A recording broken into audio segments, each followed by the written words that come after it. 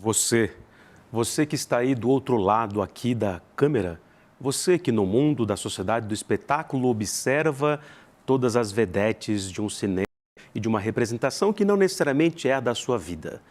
Eu lhes digo em verdade para você que está na rua, no trabalho, na casa, no campo e fica se perguntando o que está acontecendo comigo, que mal-estar é esse na tal da cultura e civilização. Eu lhe respondo em verdade. Vem para o Provocação Histórica que a gente vai debater exatamente isso.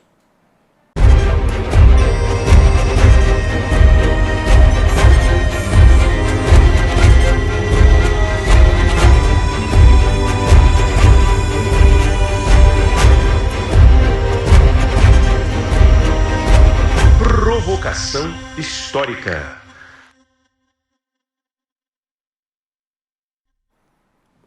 Olá, olá, olê, olê, olê, olá. Está começando mais um Provocação Histórica ao vivo pelos canais do Instituto Conhecimento Liberta, no Facebook, no Instagram, no X, no antigo Twitter, em todas as plataformas pós-pandêmicas e virtuais desse nosso mundo invariavelmente cheio de guerras.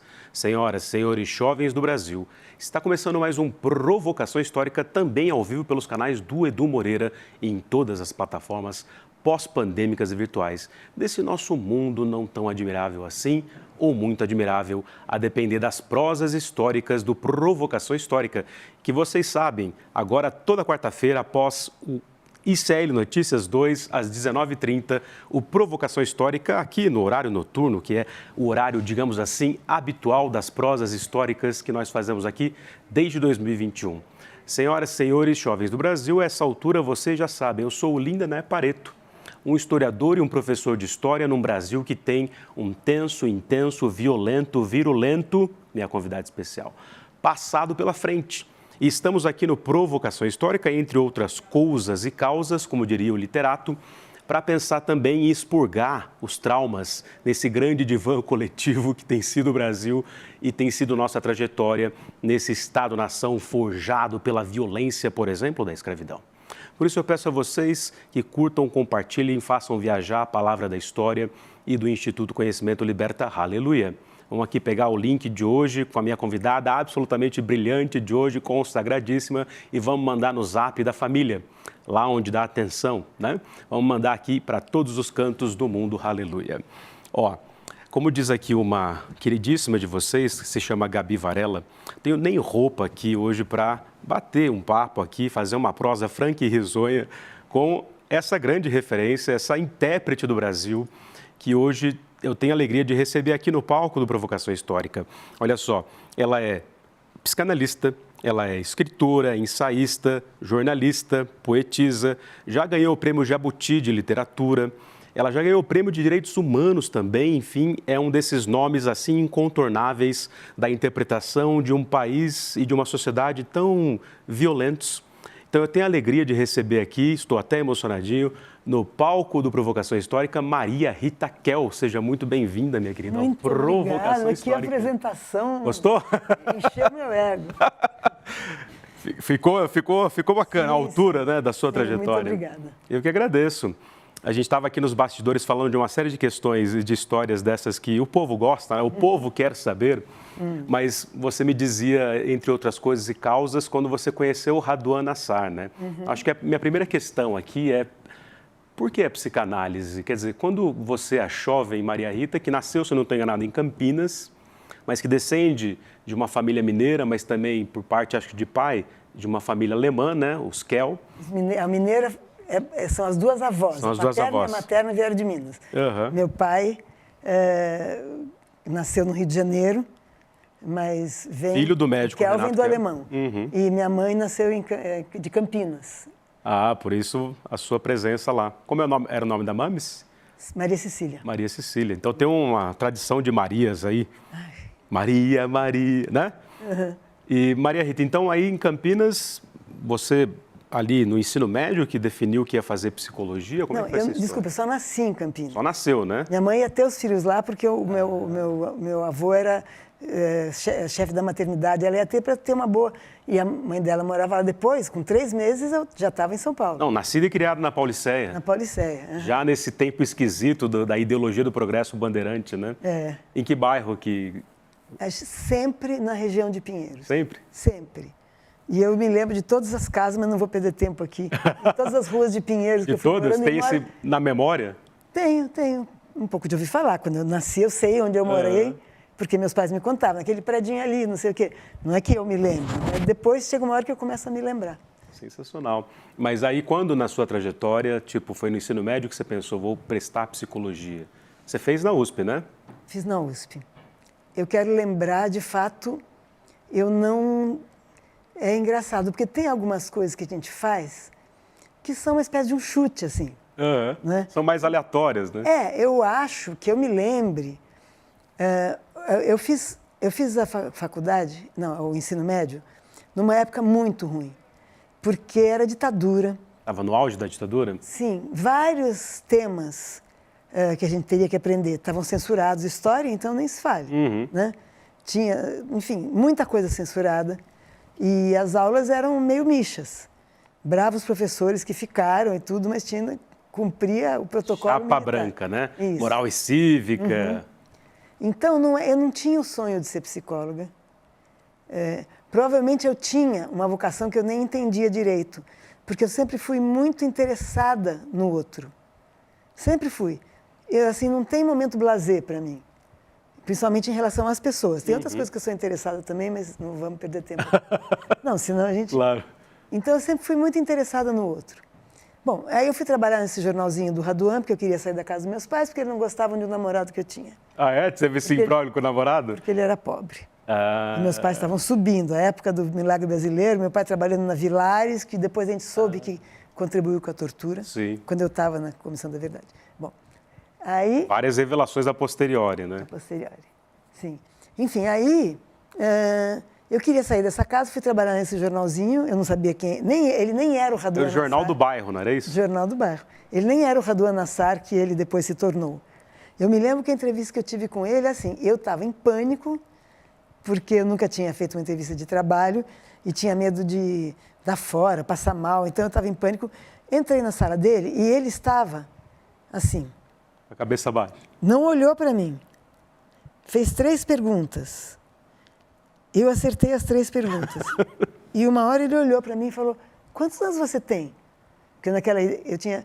Aí eu falei, não lembro, 19. Ele falou, tá bom, pode ir embora. E eu fiquei escrevendo uma coluna na parte de cultura. Eu lembro da primeira que eu fui. Enfim, Caramba. Conheci outras pessoas interessantes dentro do jornal. E depois, durante um tempo, abriu-se um outro jornal na região, chamado Movimento, que era um jornal mais claramente de esquerda.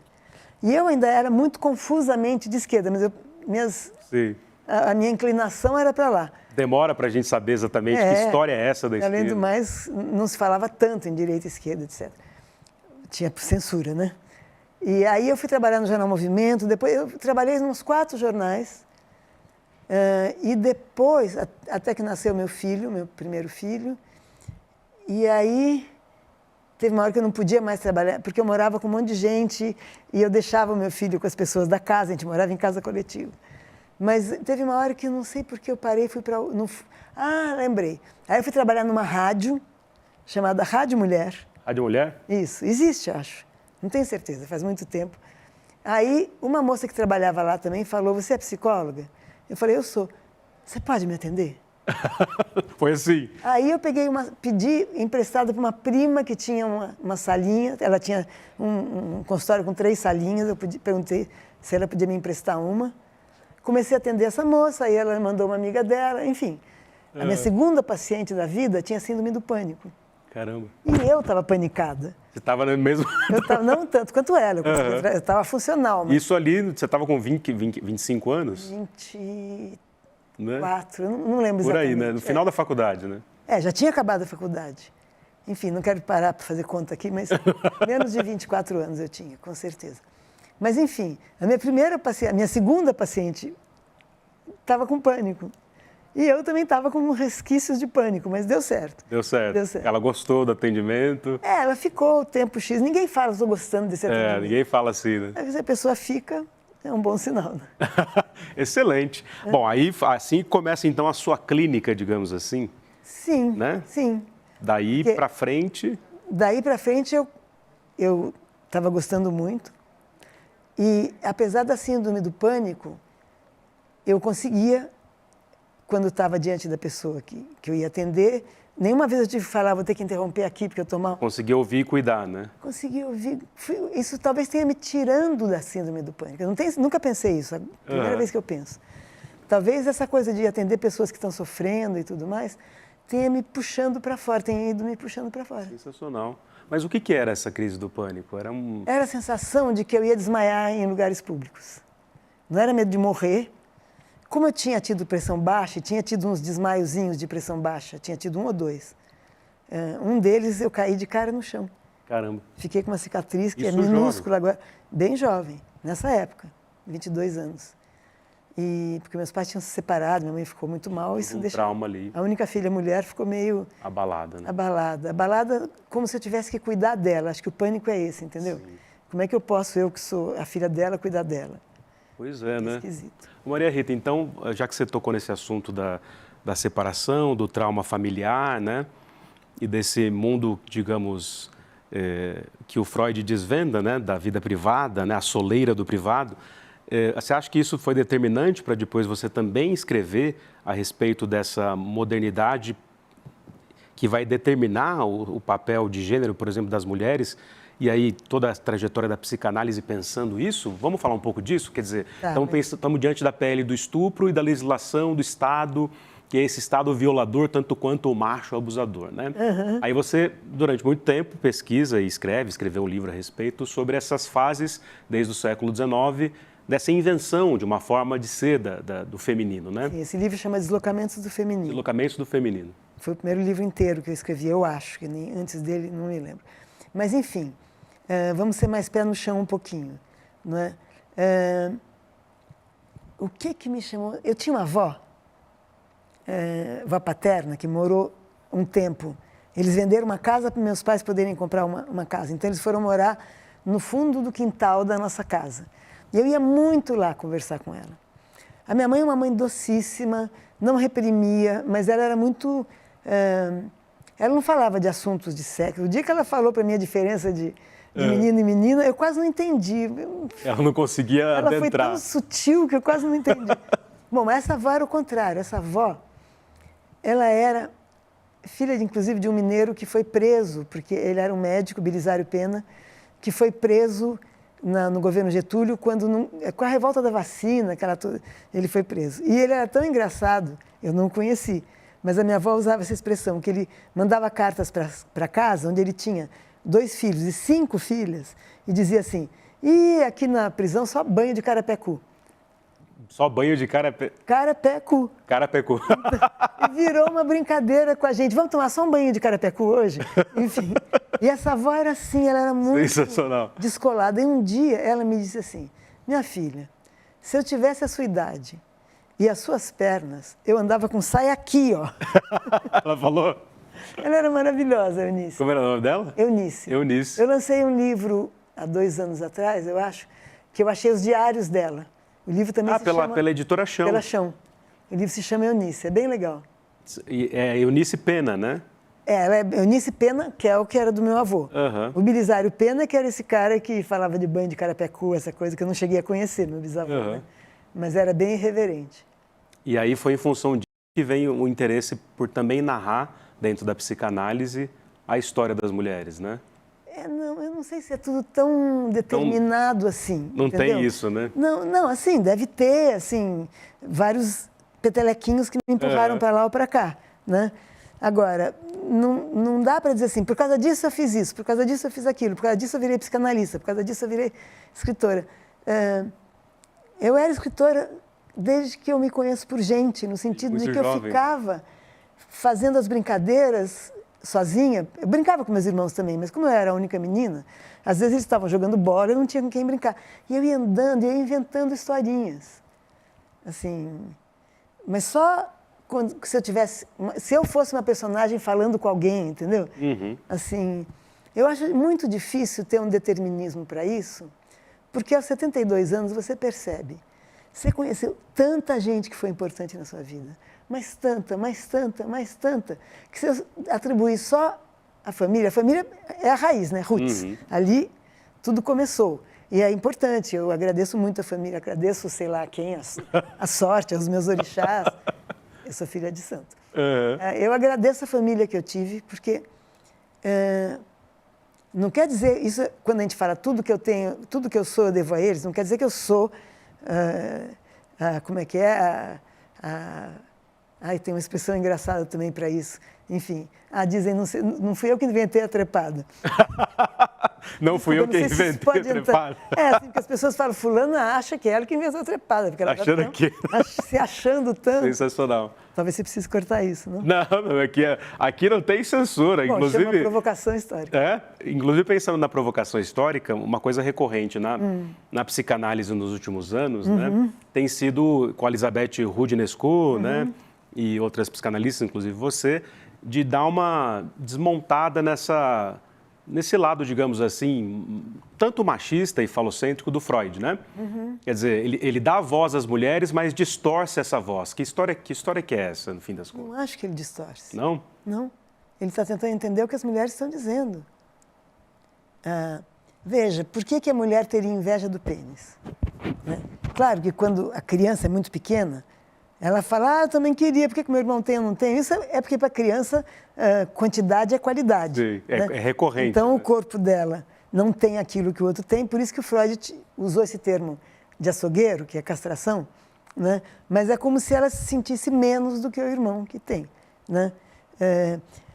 Eu me lembro de uma criança com quem eu estava conversando, não lembro quem era, e que queria ter pinto. Era uma menina. Era uma menina. Eu falei, olha, você não vai ter. Eu também não tenho, você não vai ter. Ela falava assim, mas eu queria. Então é muito engraçado, porque a coisa da inveja do pênis é porque para criança pequena tamanho é documento.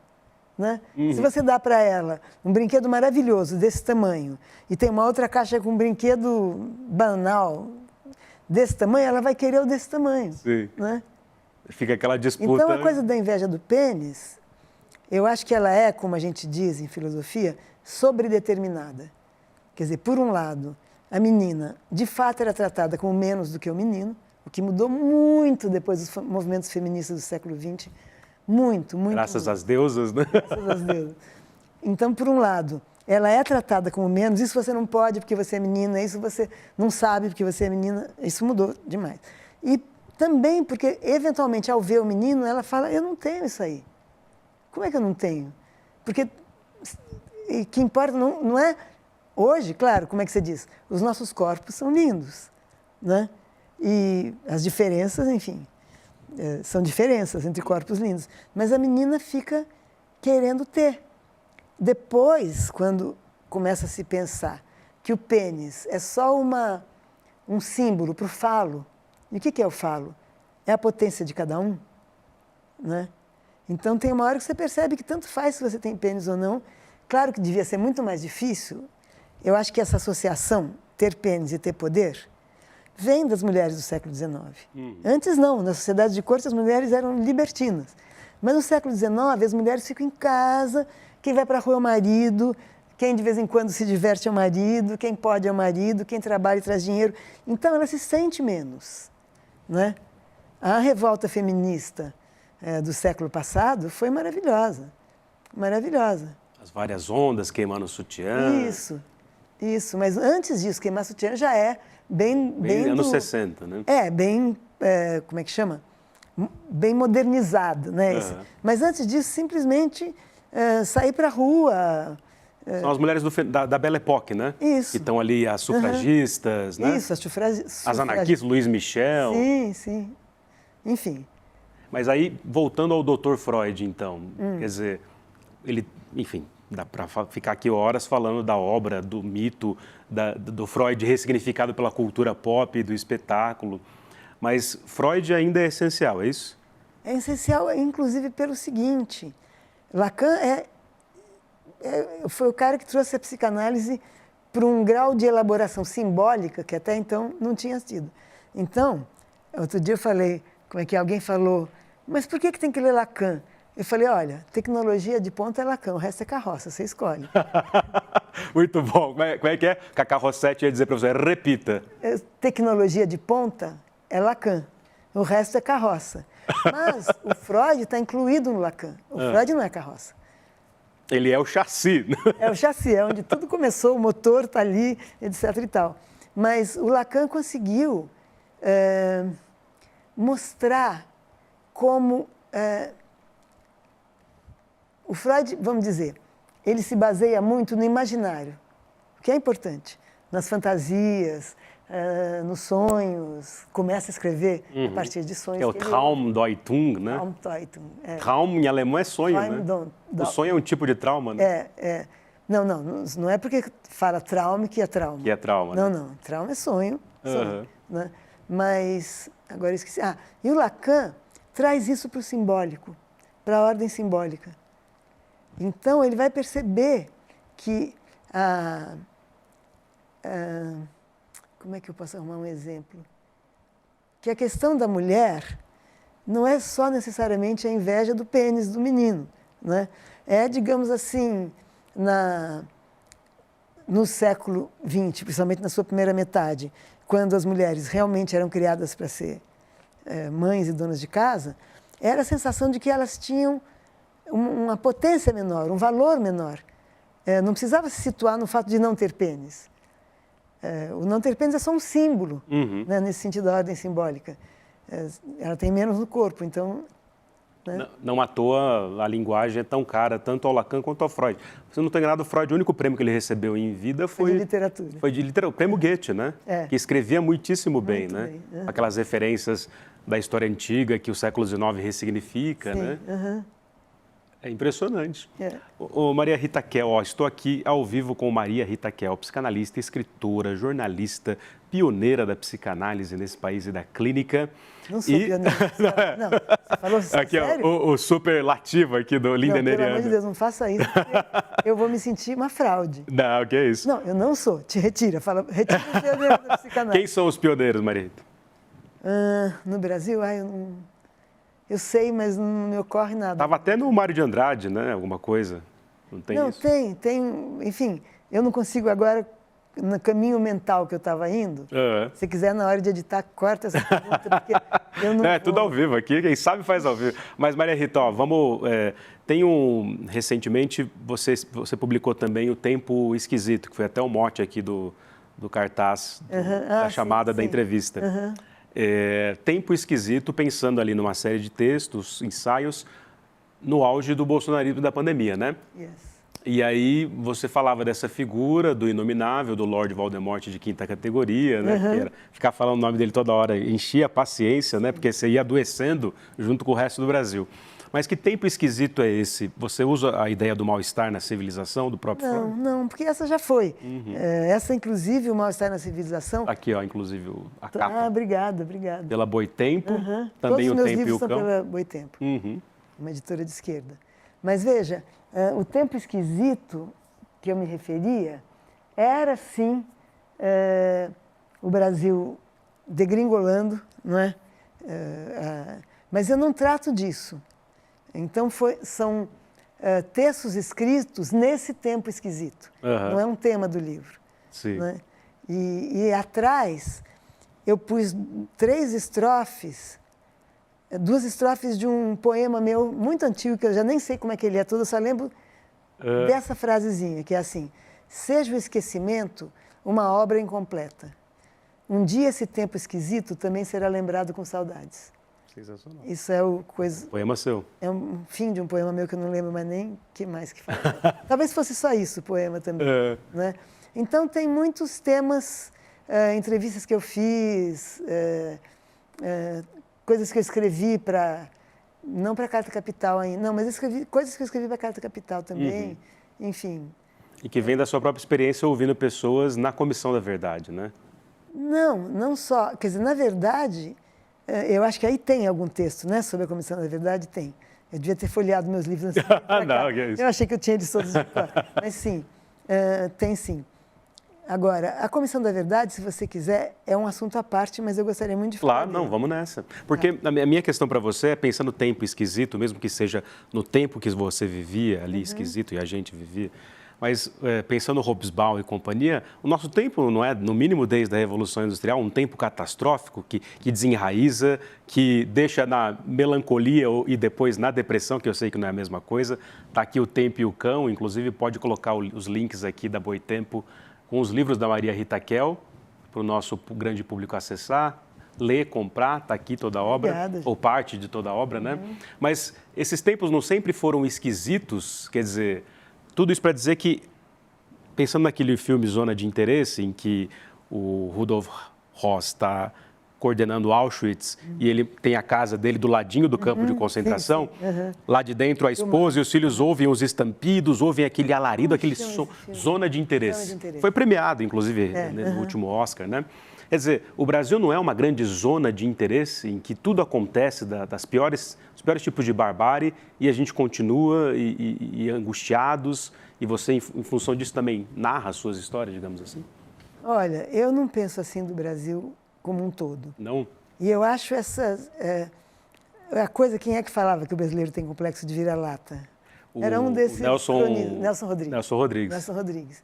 Eu acho que isso tudo é complexo de vira-lata. Entende? Porque, ao mesmo tempo, o Brasil foi o último país livre a abolir a escravidão. Ao abolir a escravidão, ao contrário de outros países, ele não deu nenhuma reparação para os libertos, né? E o horror disso... Então, assim, tudo bem, que bom que não sou mais escravo, mas agora se vira, negão. Vai passar fome, vai capinar 24 horas por dia para conseguir comprar um feijão. É o pós-abolição, né? Traumático. Traumático. E aí você veja a diferença. Nos Estados Unidos, eu tinha um livrinho que minha mãe lia na minha casa, eu era muito pequena, não é que eu era proibida de ler, mas não fazia sentido nenhum para mim, mas eu lembro o título desse livro era 3 alqueires e uma vaca. Como é que chama a produtora do Spike Lee? 3 Acres and a Mule. Ele usa 3 alqueires e uma vaca. Por quê? Porque foi o que os escravos receberam, quando libertos, para começar a vida. Por isso, no Brasil, nos Estados Unidos, ser negro não é sinônimo de ser pobre. Começaram suas vidas mínimas, de uma classe média baixíssima, mas tendo que comer, tendo onde plantar. 3 alqueires e uma vaca. Né? Aqui, quer dizer, a gente fica dizendo, só podia ser o Brasil mesmo, só podia ser o Brasil mesmo. Mas o fato é que não houve nenhuma tentativa de reparação para as pessoas, para os escravos. Né?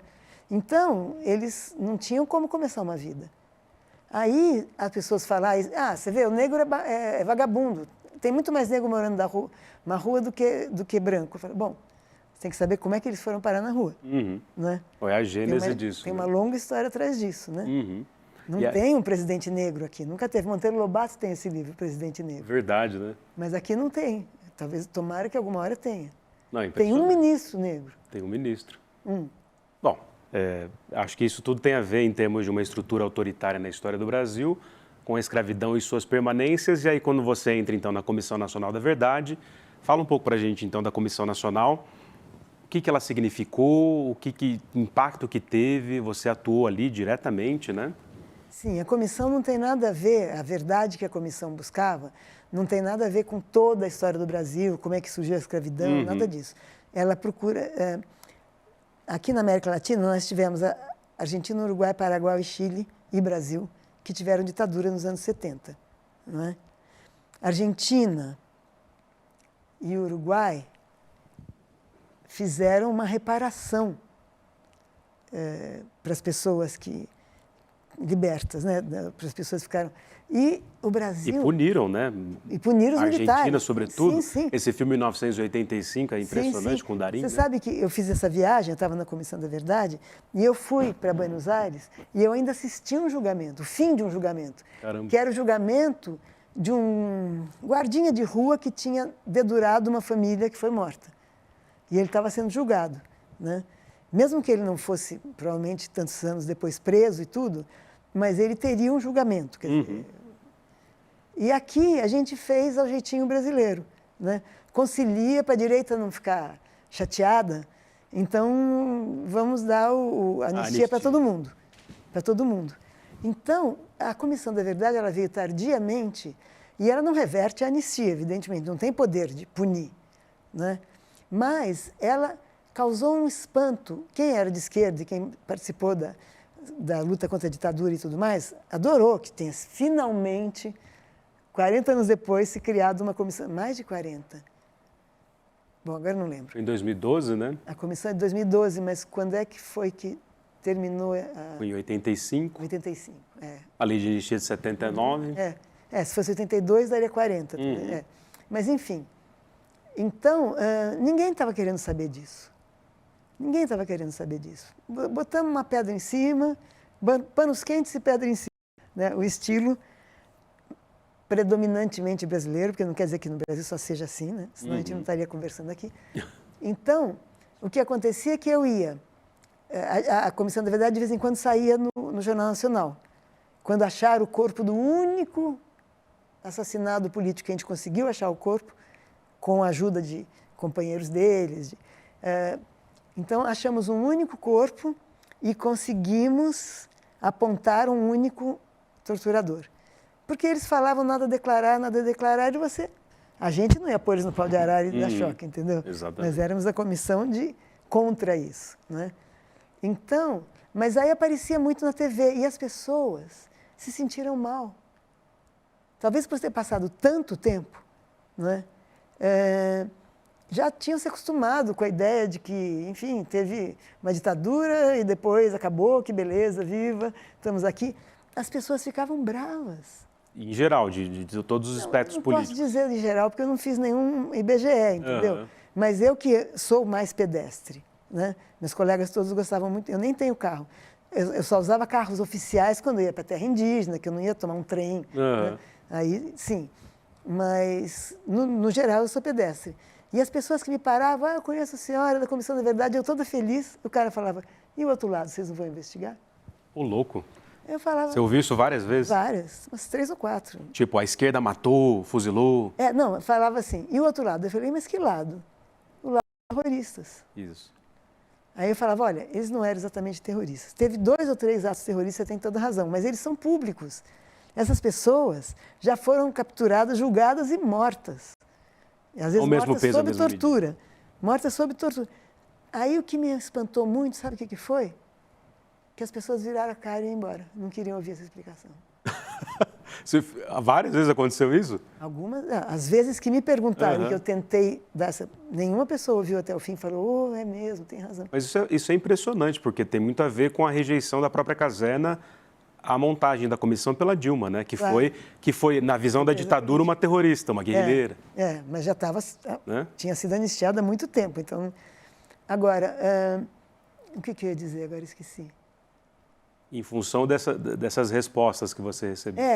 Essas respostas, mas é claro que eu não ouvia só essas respostas.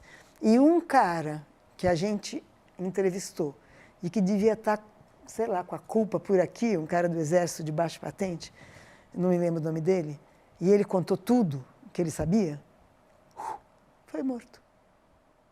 Aí apareceu como latrocínio. Foi assassinado. Foi assassinado, não tenho dúvida. Não era o Ustra, né? Era um... Não, você não foi assassinado, infelizmente. Ele morreu... Morreu de morte morrida. Era um cara menos conhecido, mas o fato é que ele deu o depoimento, e a gente escreveu o depoimento, isso saiu, e ele foi assassinado. Caramba. Mas e aí, o que fica da Comissão Nacional da Verdade, então, em termos de... Porque isso influenciou o golpe, né? Sim. A Dilma caiu por causa disso, eu não tenho nenhuma dúvida. Nenhuma dúvida. Tacitamente. Assim, isso? De minha parte, não foi, foi tácito, não foi explícito. Mas que ela caiu por causa disso, ela foi. Quando eu vi as pessoas na rua me perguntarem se eu não ia investigar o outro lado, eu percebi que a comissão, embora saísse às vezes até no Jornal Nacional, não tinha nenhum prestígio, só tinha prestígio junto aos familiares de desaparecidos ou aos ex-torturados. A Melinha Teles, né? Sim, claro. Aos que foram torturados também não é familiar de desaparecido, mas sofreram sequelas. Enfim, as pessoas não queriam saber. E por que você acha? Isso tem a ver com a psicanálise, não tem? Isso pode ter a ver com as psicanálises. É como se fosse o seguinte: houve um recalque, recalque para falar em português, repressão, né? A gente fala recalque. Houve uma repressão quando acaba a ditadura. Claro que foi um alívio enorme ter acabado a ditadura. E aí as pessoas, primeiro, durante a ditadura, elas não sabiam o que estava acontecendo porque a censura era ampla. O que era ampla, geral e restrita era a censura, não é? Então, as pessoas não sabiam. E acaba a ditadura. E ufa, e aí vem alguns governos tipo Collor, chega a ser, enfim, chega no Lula, oba, nem todo mundo é lulista. Mas aí vem uma presidenta que já não era muito carismática e instaura uma comissão que vai mexer nessa... Na vala comum. Na vala comum. Da dor brasileira. Outra palavra na cabeça. Mexer nessa merda. Pode cortar se precisar. Então as pessoas ficavam muito bravas. Eu acho que a Dilma... Ninguém disse que a Dilma caiu por causa disso. Mas eu acho que ela caiu por causa disso. Inventaram as pedaladas fiscais, isso é motivo. Rolar dívida, certo? Pedalada fiscal não é rolar dívida. Todo mundo fazia isso. Quem é que não rola dívida para poder continuar administrando o país? Todo mundo teria que ser preso, então. Né? Todo mundo tinha que ser preso. E, então, eu acho que certamente por ter tocado nessa ferida, que desde do fim da ditadura, todo mundo vai para baixo do tapete. E fora a misoginia que graça na estrutura patriarcal, sim, claro, né? Aí sim, sem dúvida. Mas acho que pior, para ela valeu mais. Talvez se fosse um homem que tivesse feito isso, ele também receberia algum tipo de retaliação, mas não sei dizer. E a Dilma também não era uma pessoa super carismática. Uhum.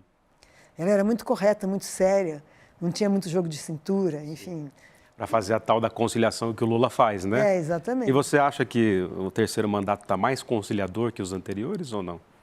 Putz, é difícil dizer, né? É difícil, até porque eu teria que lembrar tudo. Eu só lembro isso, que quando o Lula fez a carta ao povo brasileiro dizendo que não ia mexer nos juros dos bancos, a esquerda se rebelou, desistiu de votar nele e chamou todo mundo, inclusive eu, não sei porquê, e falou... Não, sério, eu circulava assim, nas bordas desse grupo de intelectuais, assim, 5 estrelas, né? E ele falou, olha, eu tenho um projeto para esse Brasil, eu já te falei, né? Que é que cada brasileiro possa tomar café da manhã, almoçar e jantar. E é isso, eu quero ser eleito para isso. Se eu tiver que abrir mão de outras coisas, ceder em outras coisas, eu vou ceder. E ele tirou o Brasil do mapa da fome. E fez exatamente o que tinha falado, né? Exatamente isso.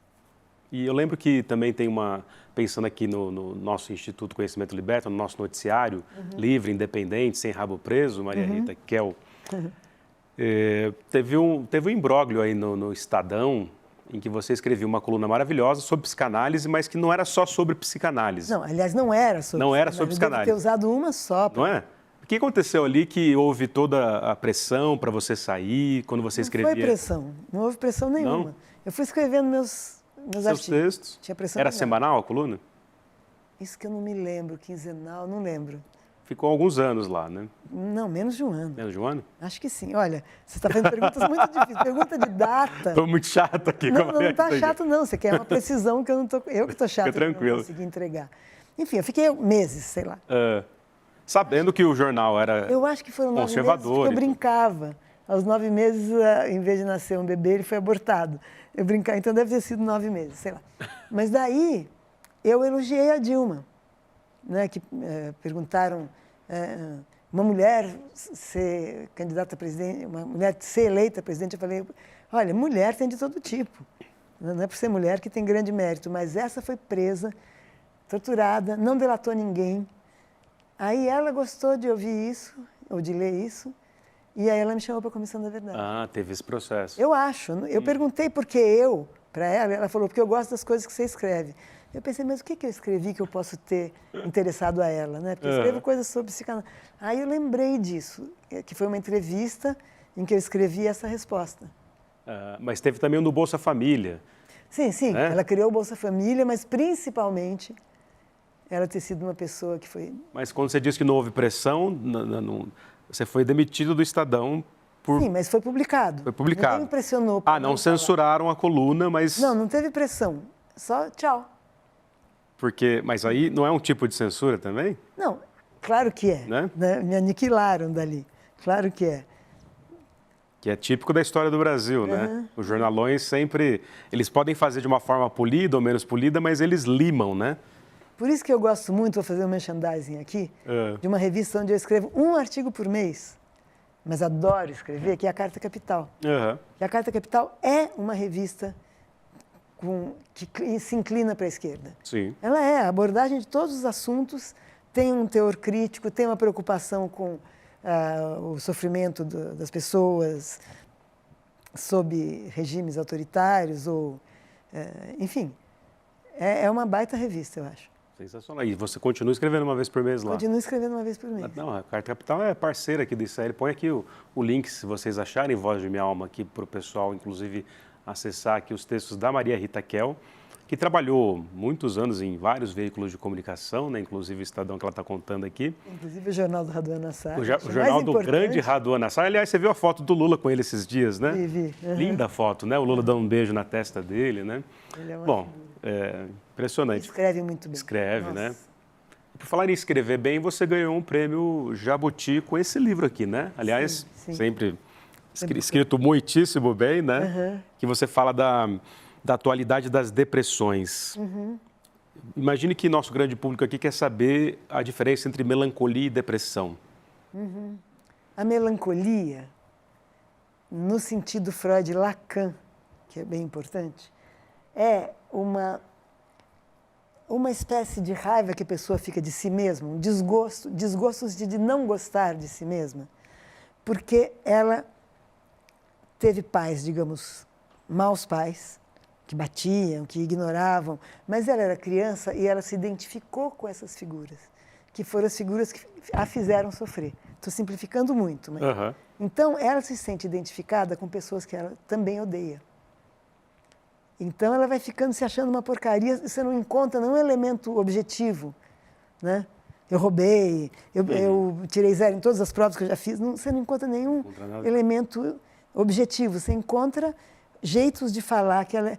E eu tive 2 pacientes que se mataram no começo da minha clínica. 2 pacientes que se mataram, eu fiquei... E era mais ou menos por esse lado. Era uma depressão. Não, é uma depressão, é uma depressão.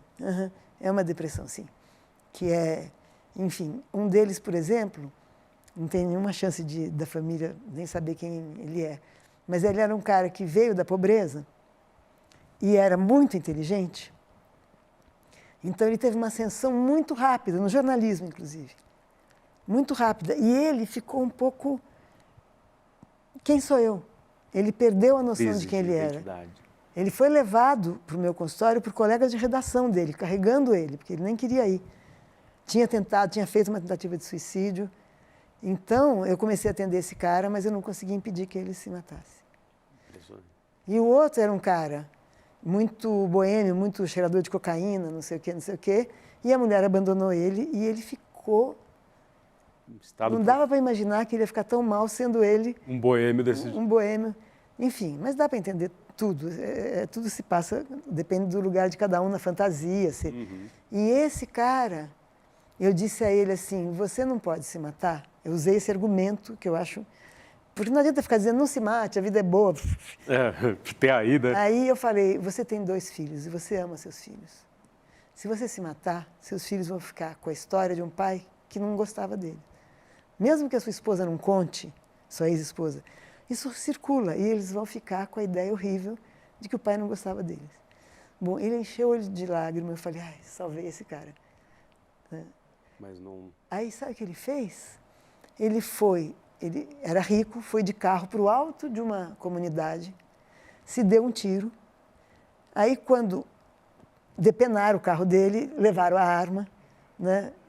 Pegaram tudo que tinha, dinheiro. E, então, ele ficou... o suicídio dele virou latrocínio.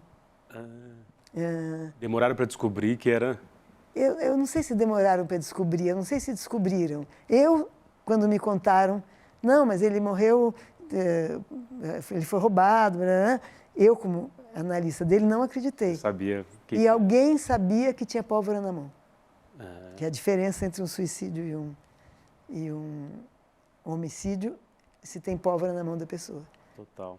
Então, mas ele conseguiu, sei lá se depois alguém foi lá e contou para os filhos só para sacanear, mas ele conseguiu que ele, tendo se matado, os filhos iam ficar tristes, evidentemente, achá-lo vítima de uma pessoa má, mas nunca iam pensar, ele não dava bola para mim, por isso ele me abandonou, né? Caramba. E, bom, você narrou aqui coisas que lembram muito o método moreliano, né? E também o Sherlock Holmes, e que o Freud faz parte também, é um mestre da suspeita, né? Você tem que suspeitar sempre ali do que está afligindo essa pessoa, né? Mas a gente tem que tomar cuidado na psicanálise, que é diferente de um detetive, não é? A gente tem que tomar cuidado para também não ficar tão suspeitosa que o cara perde o prumo dele. Ele fica preso nas suas declarações de surpresa. Você tem que ouvir bastante e falar pouco. Sim. E, às vezes, falar na forma de pergunta, né? Às vezes, falar na forma de pergunta. Não, eu nunca tinha feito psicanálise até, uns 6 anos atrás.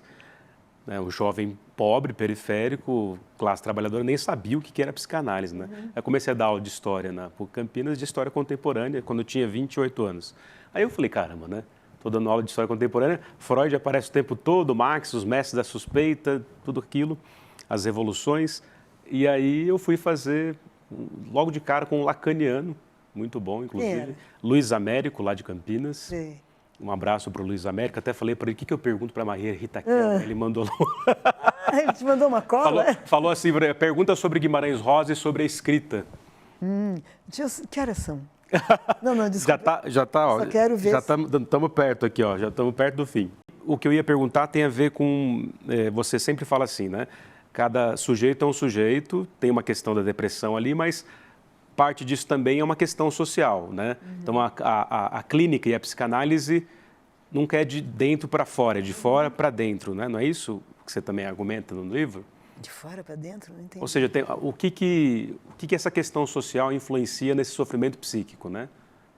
Para pensar a depressão... Tá, mas não é que a clínica é de fora para dentro. A clínica tenta entender o que o sujeito faz com isso que lhe aconteceu. Né? Aconteceram um monte de coisa, com todos nós, mas você não pode, quer dizer, o pior tipo de análise é aquela análise que o analista acredita quando ele diz, mas minha mãe não gostava de mim, meu pai me dava palmada, meu irmão não sei o quê, tá. Isso é a cortina de fumaça, às vezes. Total. Claro que às vezes não é. Por isso que na narração você vai deixando a pessoa falar, né? Vai deixando falar mais, faz umas perguntinhas. Eu tive um paciente, olha o que eu ia dizer. Tive um psicanalista tão maravilhoso que depois foi até difícil substituir. O Carlos Augusto Nicéias, um pernambucano que veio para São Paulo, depois foi morar no Rio. Era seu analista. Ele era meu analista. E ele morreu, sabe por quê? De tantas horas que ele ficava assim, perna cruzada, ouvindo. Sério? Teve uma embolia aqui, que foi subindo. Vou até descruzar a minha aqui. Não, mas é que ele trabalhava sei lá quanto. Ele trabalhava com gosto, com prazer. Ele foi o melhor analista. Eu tive 4 analistas, todos bons, não estou me queixando de nenhum, mas ele é insubstituível. Como era o nome? Carlos Augusto Nicéias. Nicéias? Nicéias. É. Porque todo psicanalista, por mais consagrado que seja, tem um supervisor, né? Você tem que se consultar. Mas ele, a essa altura, não tinha mais supervisor. Ele já era muito rodado, muito... Mas, em geral, você tem? Eu tive quando eu comecei. Supervisor é mais para quando você começa. Para você... Mas hoje você não deita no divã, digamos assim? Não. Sente falta? Não, eu tenho uma analista tem? agora. Recentemente, que eu passei por uma situação difícil, eu tenho uma analista. E tudo bem deitar no divã. Assim, tudo bem, né? Sim, eu prefiro. Até, na verdade, estávamos assim, na segunda ou na terceira, eu falei, posso ir para o divã? Porque é mais fácil. Bem mais. Você fica olhando para o teto, você solta... O aspecto sala de visita, eu acho que é isso que o Freud inventou. É muito fácil virar uma sala de visita, entende? Isso. Aí você começa a não olhar para o cara, olhar para o teto. Você fica à vontade. Você pode até xingar seu analista das piores coisas que eu não vou xingar aqui. que facilita. E no máximo o analista vai responder, estou percebendo que você está bem bravo. Maria Rita Kelly, que uma alegria te ouvir aqui, estou embevecido, mas eu sempre lembro de uma frase do Luiz Américo, do meu analista lacaniano, que sempre me cortava assim, já deu. Eu falei, caramba, né, você está cobrando aí, cadê? Eu quero ficar 1 hora, não 50, 45 minutos, ficava bravo com ele. pessoal fica brincando que tem essa coisa mais mercenária do Lacan, né? Não é mercenário. Não, eu tô ligado que não, mas... O Lacan era mercenário, ele tirava o dinheiro Então, do bolso da pessoa. não é Mas isso? estou dizendo, a questão não é essa. A questão do tempo lógico que ele faz, não precisa ser necessariamente um tempo curto. Eu acho que os analistas usam isso para lotar o consultório e atender de 15 em 15 minutos, Sim. mas é má fé, porque o tempo lógico não é isso. O tempo lógico é quando você, em vez de dizer você tem 50 minutos, aí a pessoa fala, e depois começa a racionalizar, e aí o efeito disso é quase nulo, é placebo. Né? A outra coisa é quando ele faz um ato falho, né? E o analista corta, e ele sai com aquilo, e aquilo produz um monte de associações. Ele não sai confortávelzinho, entende? Sim. Às vezes não tem. É sensacional. Você Às sai vezes... transtornado, né? E às vezes, durante uma... Quer dizer, isso acontece às vezes. Tem outras vezes que você dá o tempo da sessão, mas de qualquer jeito não tem motivo para... Só se é porque o analista quer cobrar mais, ele tem pouco paciente que quer cobrar mais, ele dá uma hora de... Ah, entendi. Estou sendo maldosa. Não, mas você falou dessa coisa dessa sala de visita, que a pessoa fica mais à vontade, que o Freud inventou com aquele sofá dele lá. Isso, é o divã. Ele tá com ele ganha de uma amiga que ele analisava, né? É o divã. É o divã. Aí eu lembro que eu cheguei e comecei a fazer lá a análise com o Luiz, e falei, pô, Luiz, eu fui atrás dessa história do presente que o Freud ganhou, o divã, da amiga, e aí eu falei... Ela fala assim para o Freud, já que você está analisando minha cabeça, eu quero um lugar confortável para colocar a cabeça. Aí o meu analista olhou para mim, o Luiz, e falou assim, não, linda, né? O analista não analisa a cabeça de alguém. O analista escuta a voz do espelho dos seus olhos. Nossa. Bonito, né? Usando a Ana Cristina César. Sim, o poema é da Ana Cristina. Quer dizer, a voz do espelho dos meus olhos é você, né? Eu te escuto. Não é isso? Enfim, Tem, é bonito. né? É uma possibilidade, Ô, Maria Rita Kel, estamos chegando aqui na nossa reta final. Eu preciso trabalhar, por favor. Exatamente. Precisa voltar para o consultório, para uma sessão. Que vocês me paguem as sessões. Mas chegou o momento aqui nesse programa em que a gente, além de anunciar a nossa reta final, mostrar aqui para o nosso grande público que o ICL só pode trazer pessoas que nem a Maria Rita Kel aqui, e oferecer esse conteúdo público, gratuito, de qualidade, por conta do Instituto Conhecimento Liberta, que começa com 14 cursos e hoje já tem quase 300. Nossa, quantos que eu conheço? Tem documento, conhece todo mundo aí, né? Tá faltando você ali, né, Maria Rita Kel? Logo, em breve, faremos isso, inclusive. Obrigada. Enfim, uma série... Mas passa tão rápido que eu não consigo saber quem é. Tá aqui, ó, o Gessé Souza, o Chomsky. Chomsky está em São Paulo. Mataram o Chomsky semana passada. Ressuscitou de novo. Grande Chomsky. Enfim, conheça o Instituto Conhecimento Liberta, porque inclusive banca esse projeto junto com o nosso grande noticiário. Maria Rita, a gente tem... Primeiro eu queria te agradecer pela disponibilidade. Obrigada. E queria muito mesmo Eu adoro bater papo. Que você voltasse, não só aqui no Provocação Histórica, mas também para pensar numa conferência especial para nós, que pode ser no seu time, no seu fluxo, não precisa ser muito longa, enfim... queria te agradecer e parabenizar pela trajetória. Também te agradeço muito. E queria, antes disso, fazer 3 questões assim daquelas de talk show para você responder na lata, pode ser? Sim. Então chegou o momento Jimmy Fallon, Marília Gabriela, Jô Soares, a bujanra desse programa. Uau. Porque as luzes do mundo se movem por você, Maria Rita Kel. Você é hipócrita, se movem por todo mundo que vem aqui. Como é que é, mulher? Repita, se movem por todos que vêm aqui. Né? Aqui. Levante comigo, por favor, minha querida. A gente vai olhar para aquela câmera ali. Você acha que é fácil conversar com a Maria Rita? Ela vai dando umas invertidas na gente. É uma excelente entrevistada. São as invertidas divertidas. Exatamente. Chega mais perto aqui. Eu estou com esse tracinho. Vamos lá, hein? Tá preparada? Are you ready? Creio que sim, depois de... Faz tempo, né? Por que a psicanálise? Pô, a pergunta tem que ser... A pergunta rapidinha tem que ser a mais difícil por que a psicanálise para mim? Para você, e por que o público deveria procurar a cura pela fala, digamos assim? Eu vejo que a psicanálise tem um valor, tem vários, aí eu teria que fazer outra conferência do tamanho do que a gente ficou conversando aqui. Mas a psicanálise tem um valor que ela desloca você das suas convicções, que são aquelas elaborações para você se justificar. Sim. Entende? Então, você perde um pouco das suas certezas. Tem gente que para nessa fase, não aguentou e vai embora. né? Não quer se enfrentar, né? Meu psicanalista não me deu uma resposta, não me deu uma receita, não me deu como é que eu devo me portar, então tchau. Agora, desloca você dessas certezas que estão muito entrelaçadas com a sua neurose. Né? Aí eu não vou dar uma aula inteira para explicar o que é neurose, mas como o termo é popular, dá para levar assim. Então, as suas certezas, muitas vezes, estão ali sustentando sua neurose. E a sua neurose sustentando suas certezas. Então, o primeiro trabalho do analista, isso Freud dizia, ele usava uma coisa do Da Vinci que fala da arte do escultor. Per via de levare, non per via de porre. Você tem que tirar e não pôr. Né? É o que o Da Vinci fala. Ele pega aquele bloco e vai tirando, tirando até aparecer, né, a escultura. O mais famoso. Esqueci agora o mais famoso. Na verdade, o Michelangelo, né? Michelangelo, desculpa. Michelangelo. Ah, o Davi, né? O Davi. O Da Vinci, eu peguei o Davi. Sim, não, eu também convido. E aí você vai tirando e faz aquela coisa... vai por via de levare. Né? De vez em quando você põe alguma coisa ali. Inclusive quando você acha que o paciente vai se matar, como eu falei para você. Você deve ser mais incisivo. Você começa... Não, eu inventei essa coisa do cara ter que me ligar todo dia, 3 vezes por dia, com hora marcada, para ele não achar que vai me acordar meia-noite e depois... Mas... Então isso é uma coisa per via de levare. Eu estou oferecendo a ele um dispositivo para ele diminuir a angústia dele, ele aguentar e depois poder continuar numa análise. Né? Eu acho que todo analista inventa alguma coisinha em situações muito limites, né? Contribui, digamos assim, com a psicanálise, mesmo que não publique isso, mesmo que ninguém fique sabendo, ele teve lá uma ideia boa para resolver tal questão. Sensacional. Maria Rita Kell, o que é o Brasil, sucintamente? Ah, não. Deixar para o fim que é o Brasil? Caramba!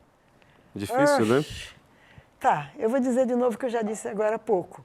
Quer dizer, tudo bem, é um país colonizado por portugueses, XYZ, né? E com toda o que era o português 1500, né? Não é português do tempo que Portugal foi, por exemplo, super progressista, etc. Mas é um país que aquela coisa parecia que tinha tanta fartura de tudo, né? Em se plantando tudo dá, e as matas, e as frutas, e não sei o quê. A exuberância. Que a gente tratou muito mal dele, em termos de natureza, estou falando só nesse sentido, a gente tratou muito mal do Brasil.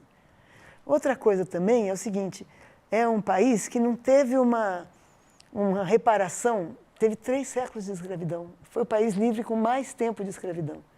Isso aprendi com o Felipe Alencastre. O país livre, grande Luiz Felipe Alencastre. País livre com mais tempo de escravidão. Né? Então, e quando acabou a escravidão, não foi como nos Estados Unidos, como eu falei agora há pouco, que ganharam alguma coisa para começar a vida, mas foi assim, o cara que explorava 300 escravos, bota 200 na rua, 250 e super explora mais 50 porque vai ter que pagar, mas os 250 ele não paga. Então, é um país, a gente vê a origem, a gente assiste na história do Brasil, a origem da, entre aspas, inferioridade dos negros. Inferioridade no sentido de que eles não tinham como se situar bem no mercado de trabalho. Não foram alfabetizados, vieram arrastados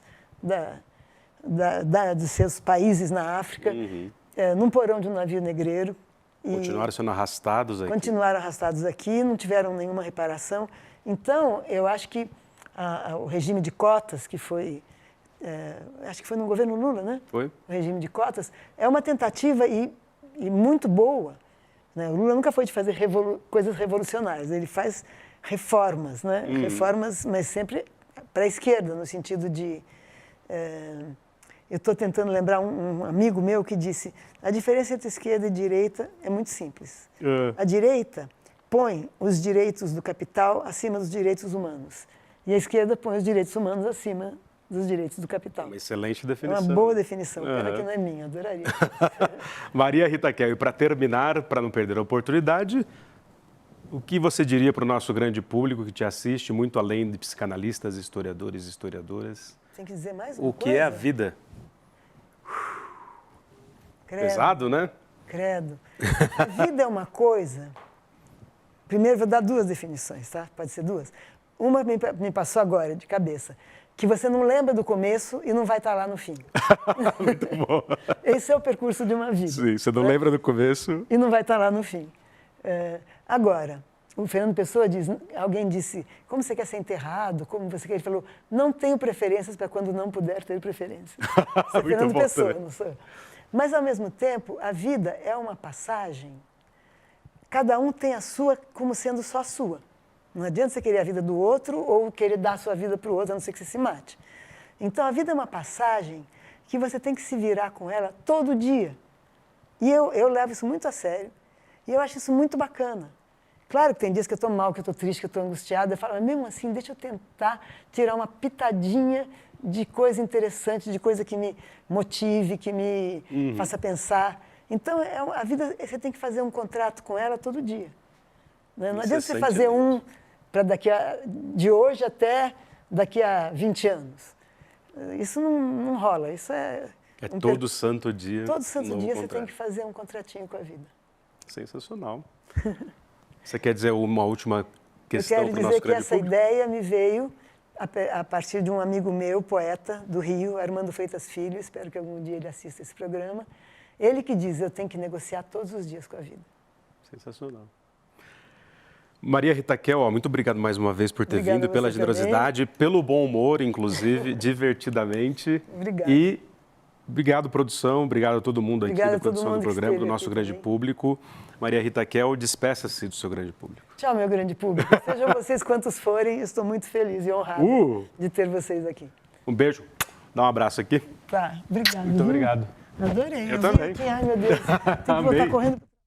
A gente tem uma bomba para vocês. O melhor professor da New York University, o cara que foi eleito um dos 40 maiores professores de administração e negócios do mundo, Adam Alter, vai nos dar uma aula dia 7 de julho, às 8 horas da noite, para nos explicar o que está por trás desse vício em tecnologia que virou uma pandemia mundial e transformou 5 empresas naquelas que controlam quase que toda a economia do mundo. E para você se inscrever gratuitamente e assistir essa aula fundamental, é só você clicar no link que vai estar junto com esse vídeo. Se inscreve agora para aprender com Adam Alter.